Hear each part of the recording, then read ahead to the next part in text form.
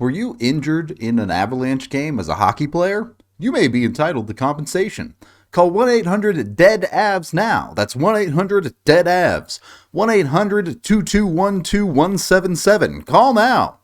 Avs lose 5-3 to the Philadelphia Flyers. Colorado has won the Stanley Cup.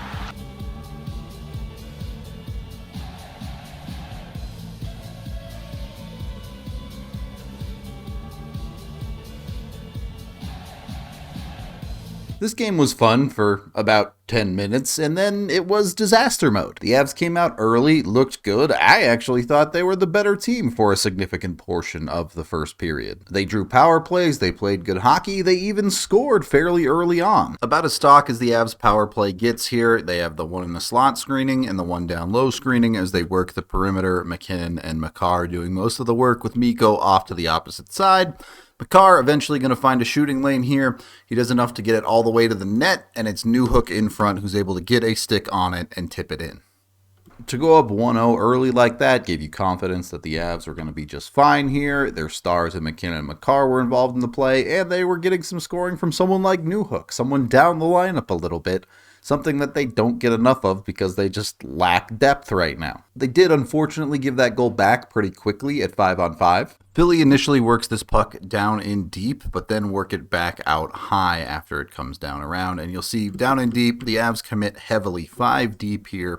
Keep an eye on MacKinnon and Newhook here. As this puck comes back out high, MacKinnon circles back into play as the deep forward, the center, usually the center, the F3, we'll put it that way.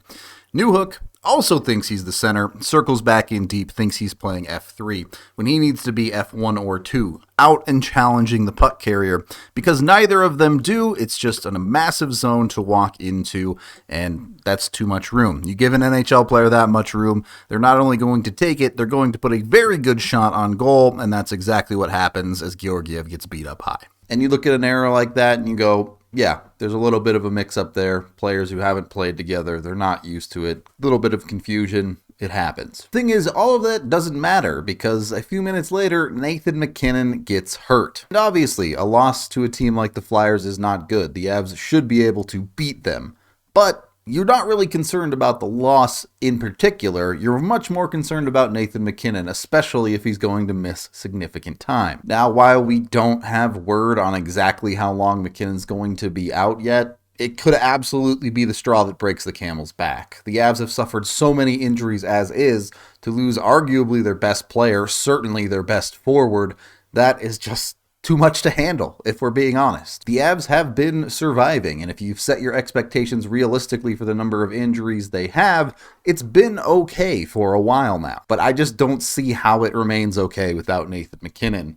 It could be a tough couple of weeks without him. And for all I know, he might be back sooner than that, or he could be out longer, and that honestly could decide the fate of the Avs season. And it was immediately apparent the Avs were going to struggle without him in this game, let alone going forward. Yes, they battled through the first period, but couldn't even manage to keep it tied there. This one is just a poorly chosen shot from Martin Kaut. He's not able to get it past the first defenseman with Jacob McDonald deep in the zone. The ricochet causes an awkward play where Kaut makes his decision worse by chasing the puck even though he has no chance to even challenge this puck carrier.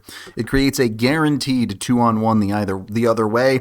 No Avs are realistically able to get back, and while Englund does his best to defend, he forces a shot to the net and it's a good save. A big rebound comes out, and because the Avs are too far behind, it's an easy goal. So the Avs completely on the back foot. When MacKinnon doesn't come out to the bench for the second period, they just completely fall apart. The wheels come off, and while they only give up 1 goal in the second period, they got completely dominated. Only 5 shots on goal for the entire second period for Colorado. I wish that I could tell you that it's just not good enough, but I just don't know that the Avs have anyone left that's that good. Eventually, penalties do catch up with them and give Philly a 2-goal lead. Honestly, mostly a nothing play on the power play for Philadelphia. The puck is stuck on the perimeter. D'Angelo throws a little flick wrist shot toward the net. Yes, there is some traffic, but this is the shot you want if you're a penalty kill. This is the shot you live with and you give the other team. It just trickles past Georgiev. Look, I get there's a screen there. I get Georgiev has to battle through a bunch of bodies, but he's got to find a way to stop that puck. If he can't stop those, the Avs are not going to win with the number of injuries they have. That is just the reality. They need an A game from their goaltender every single night to even have a chance without guys like MacKinnon. Their first line was Mikko Rantanen, JT Compher, and Alex Newhook. That alone is unbelievably sketchy, but maybe you can get away with that. And then you hit the second line. Charles Hudon, Andrew Cogliano, and Logan O'Connor. None of those dudes should be anywhere near an NHL second line. This team isn't built to win because this is not the team that was built. Another penalty in the third period eventually leads to what ends up being the game-winning goal. It's hard enough for the Avs to win with good luck right now, impossible with bad luck. This one-timer is going to miss the net well wide on this glove side for Georgiev. Georgiev still commits to it, he just doesn't glove it. So it ricochets hard back out the other way, catches all of the Avs completely off guard, and it's a wide open net for Tippett to dump the puck into. Avs just can't buy a break. And I'll be honest with you, it never felt to me like the Avs were really in this game. It was 4-1 with less than 5 minutes to play, and while the Avs did make an impressive push with the empty net, down 3 goals, even though they get 2 back, it just never felt like they were going to do it, because it would be ridiculous to come back from that in less than 5 minutes. The 2 goals they did score were pretty cool, at least. It is apparently a requirement that the Avs need to have a coast-to-coast goal in Philly. This one comes from Mikko Rantanen, who gets given the entire neutral zone. That's Philly's just playing back, waiting for this game to end. But great work from the blue line in for Mikko. He walks into 2 players and just splits them both, and then before anyone expects it, releases a little wrist shot that just beats everybody. Good hard forechecking work coming from this line, able to win some puck battles. You really wish they could have done this earlier in the game, but Philly wasn't sacking back like they are now. Because they're able to win, the puck comes in deep, and it's a bit of chaos. Philly's forwards get caught a little bit out too high. They have to respect Mikko Rantanen on the back door. There's just enough of a gap for Compher to throw it to the middle to Newhook, and Newhook makes sure to close that one.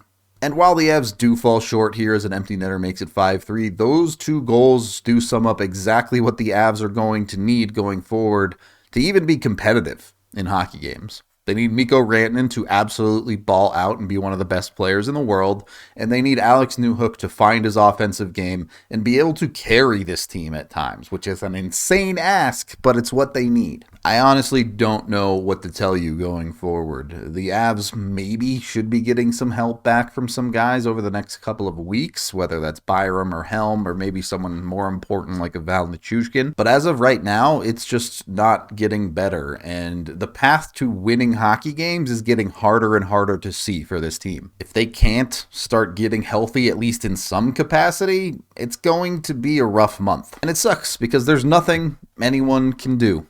You just have to hope the Avs stop getting hurt. And if the hockey gods have decided that they're not going to stop happening, then the Avs aren't going to make the playoffs. And it's just going to be one of those years lost to time. I hope that's not the case, but we can only wait and see. That's the end of this game video review. Thank you for watching. Head on over to thednvr.com for all of our coverage. I am Rudo, and does anybody have any bubble wrap?